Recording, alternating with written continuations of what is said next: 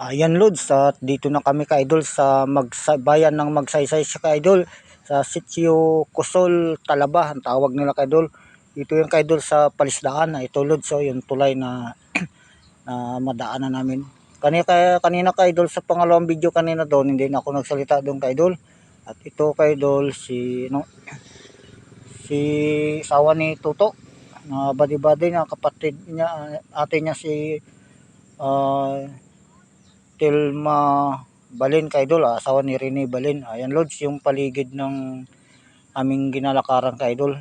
Palisdaan yan doon Lods. Doon pa kami pupunta ka-idol sa dulo.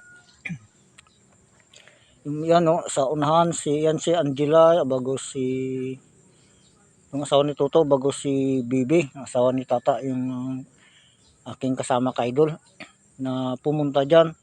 Si Angela, bago si Bibi, si Aslikit, bali dalawang nanay, tatlong bata ka-idol, pati ako, ilan, bali 6 kami ka-idol sa isang motor.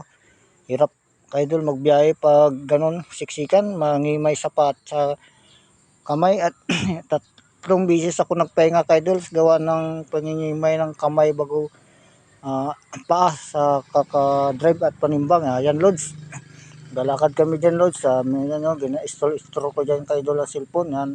Nakapantalon ako dyan ka-idol tapos bit ko yung helmet, pero pagdating